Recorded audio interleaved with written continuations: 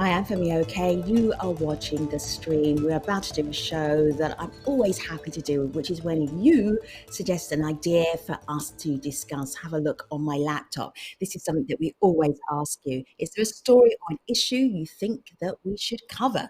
Let me just scroll down here and then you will see the response, which was about the COVID pandemic, the administrative apathy that is an all-time high. And we're talking here about Indian-administered Kashmir.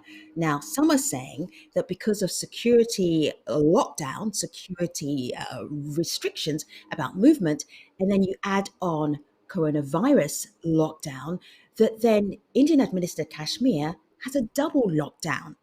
What are your thoughts about that? Do you have questions for our panel?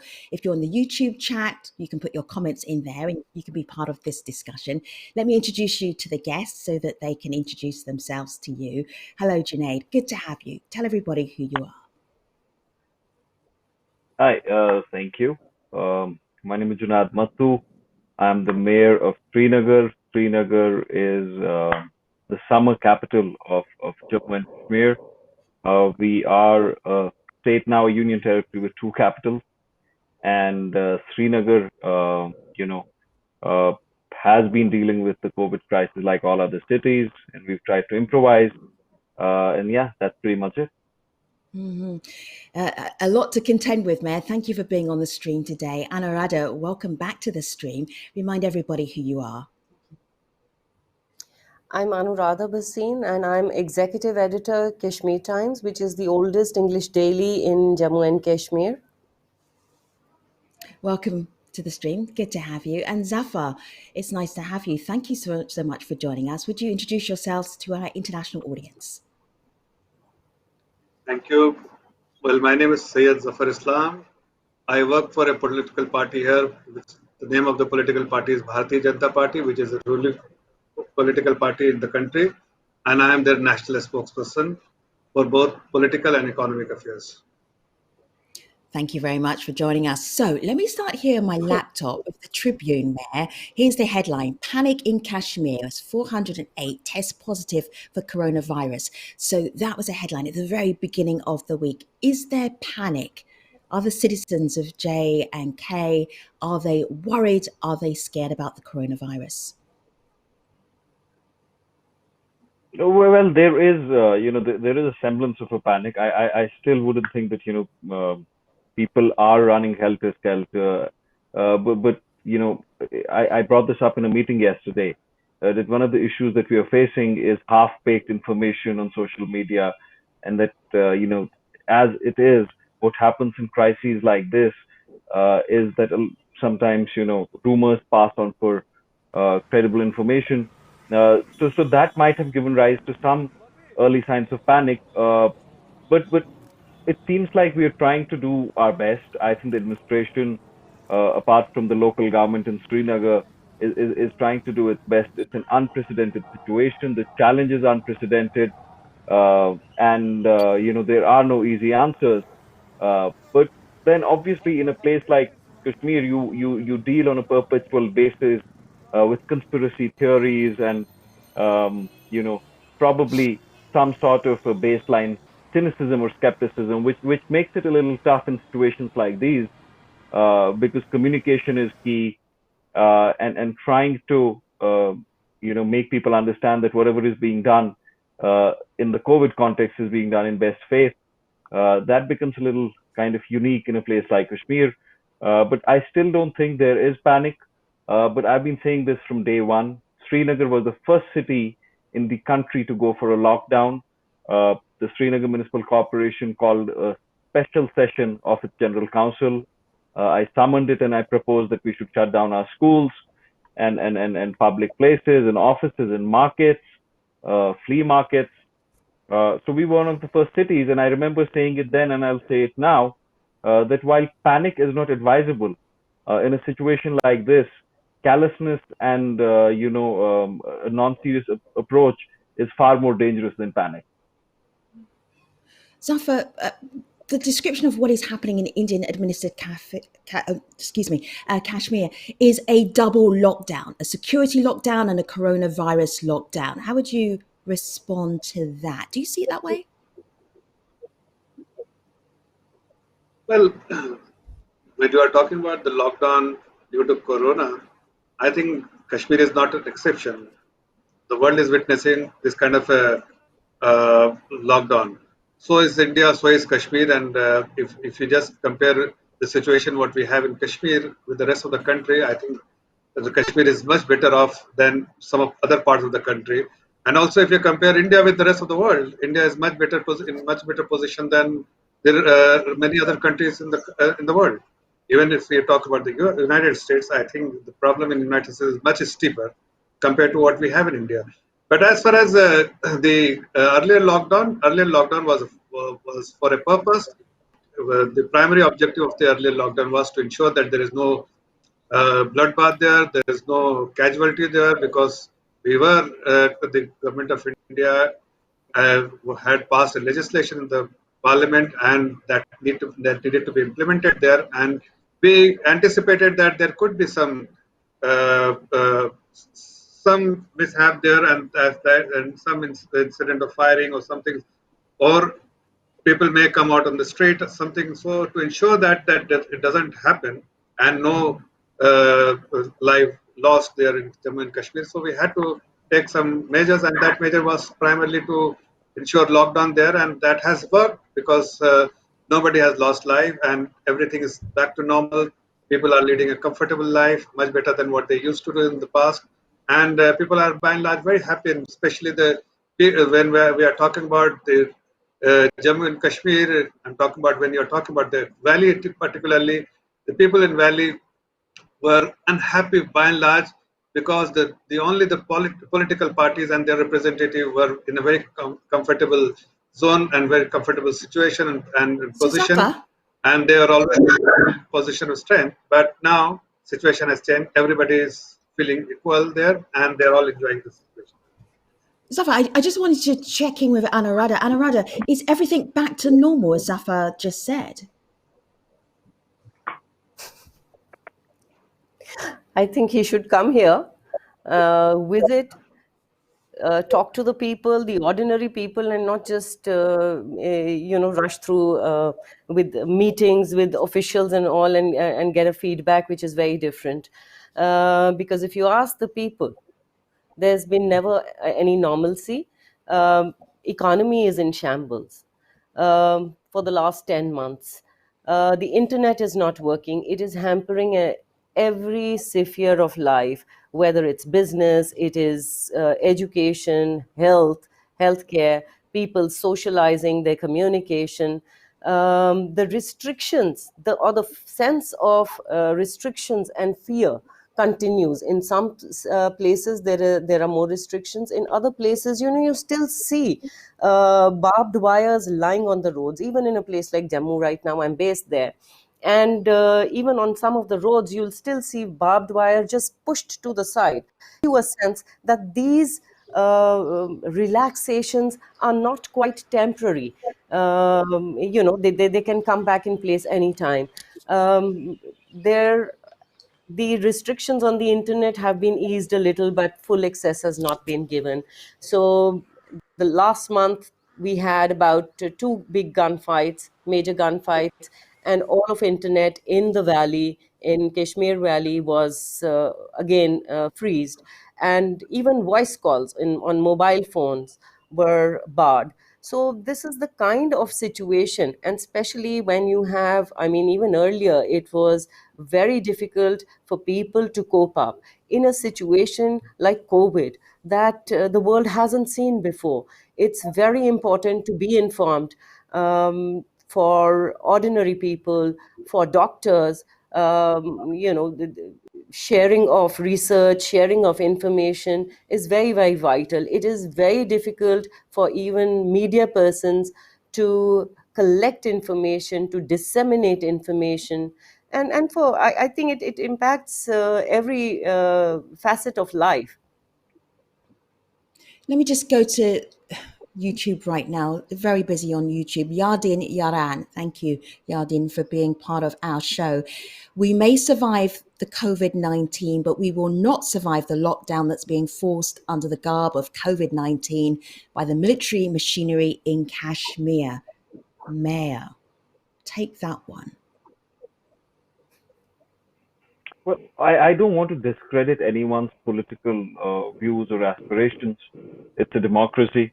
But to term the efforts of a lockdown in view of COVID as being politically motivated or being militarily implemented is grossly unfair. To me, as a civilian representative of the people of Srinagar who has his own share of differences with the ruling government, I'm somebody who survived a vote of no confidence in the post 5th of August scenario brought in by the BJP.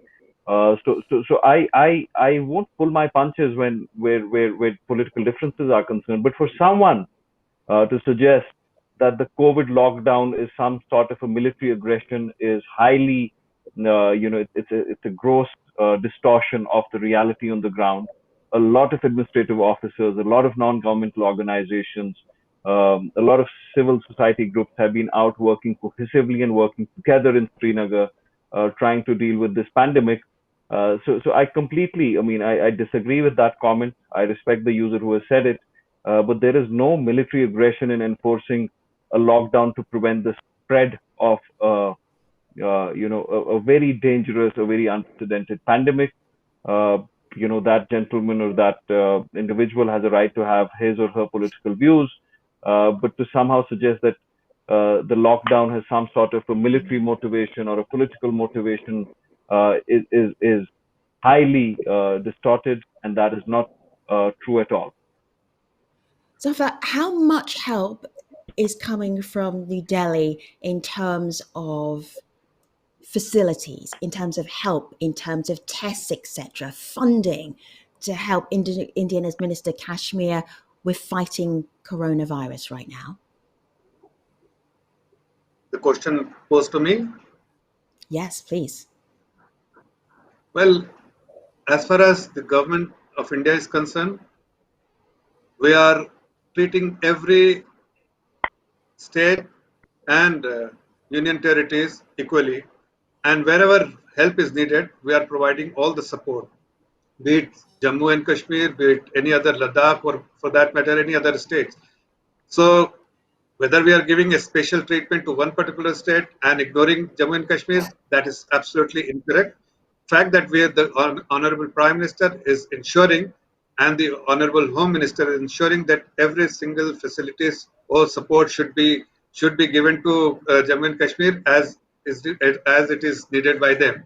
But having said that, let me tell you a few things which is very important. I think that that is something which people of other parts of the world should know. And what has been stated by Mr. Matpuz also, people should know that there are so many people who are unnecessarily spreading rumors, which is away from reality. The ground reality is very different than what people are talking about.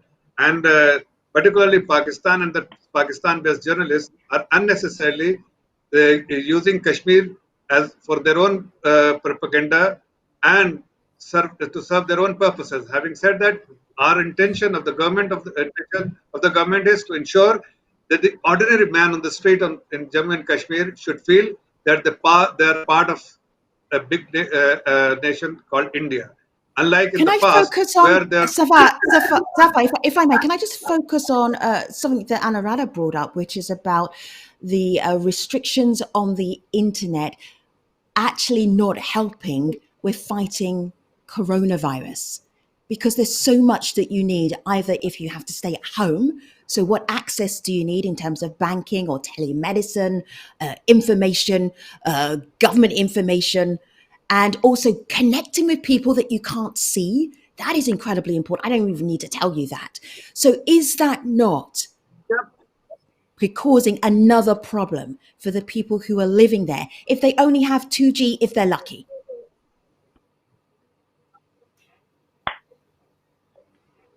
let me address this briefly. As far as the internet connection is there, it is very much there. Sometimes for security reason, yes, they do go through some issues because it is discontinued for briefly only when there is an operation by military to deal with terrorists.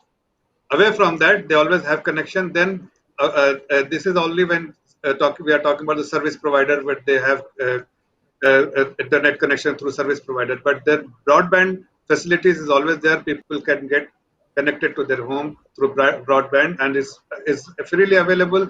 And most of the time, it's available. So it is unfair to say that all the time they are facing this problem. Sometimes I do agree, especially when there is a when the military or this paramilitary force has to deal with the terrorists, and that time for a security reason they do discontinue the services temporarily. But away from that, I think that it's by and large is available. So this is Bat Manaza. Bat, thank you for being on YouTube. Bat says, to live here is very difficult. Even others can't imagine. The youth are the builders of the nation, but unfortunately our youth is getting destroyed. Anuradha, what is the mood like? How hopeful are people, having already gone through months of security restrictions, coming out of coronavirus, which hasn't even peaked yet? How are people feeling? One, there's been an extended lockdown, particularly in Kashmir Valley.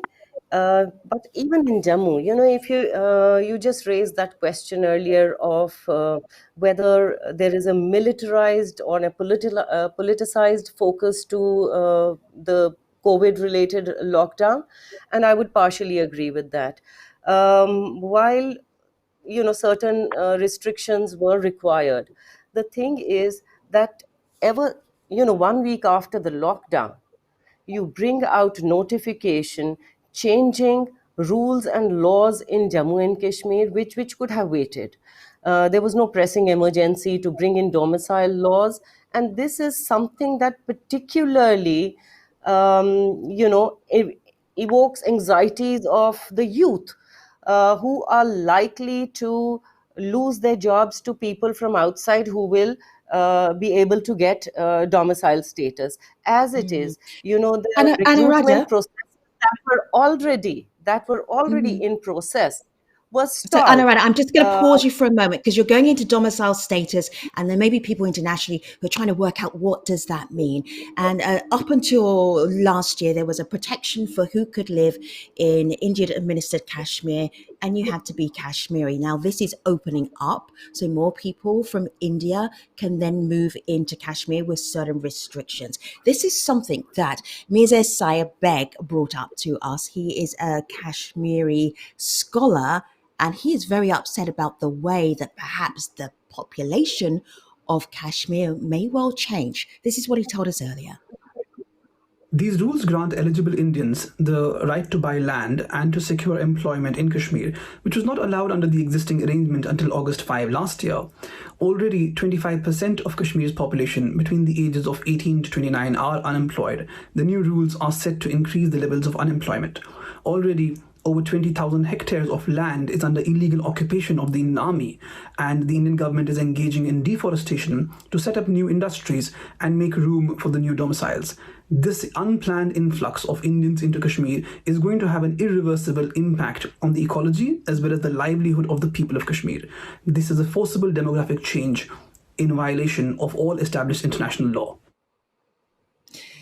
Yeah, I have to say that on YouTube, there's a lot of negative sentiment about feeling that Kashmiris are not being represented well at this time, and even in this conversation. Have you concerns that the way that the domicile law opening up who can live, who can come to work in Indian administered Kashmir will change that? Well, first of all, let me agree with what Anuradha has said. There was absolutely no pressing hurry to bring about the domicile law. You know, my political party, individually, me as a person, uh, we've strongly opposed the changes on the 5th of August. And we've also said that, uh, laws like the domicile law, notifications that have been kind of, issued in the midst of the pandemic, have created a sense of anxiety without any shred of doubt. There is absolutely no denying that. See, to occupy a public office in an institution of governance or administration in a place like Kashmir is hard. It's tough. There are no easy answers.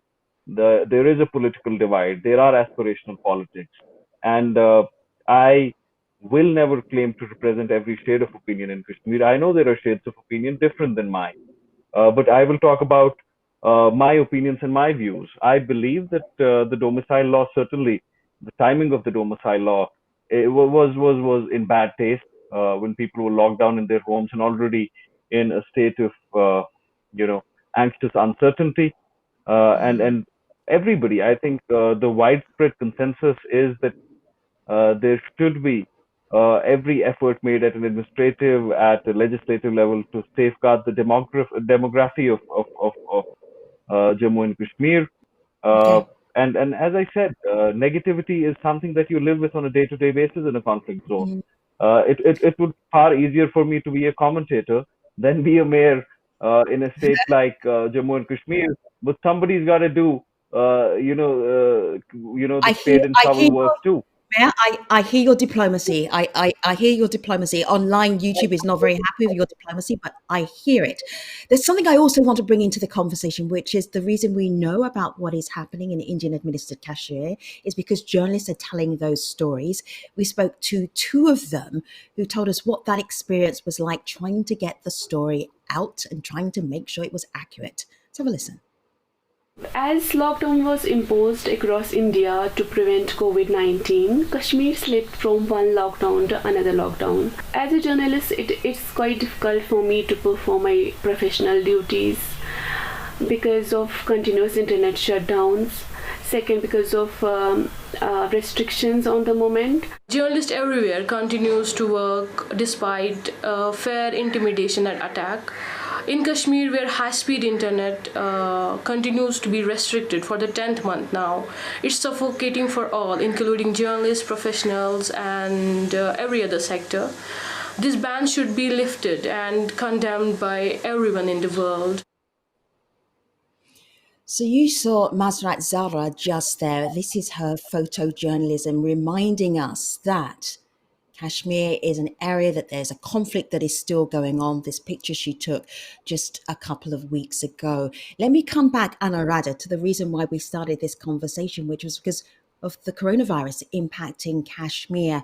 What is the situation in terms of people, new cases, and how you are coping?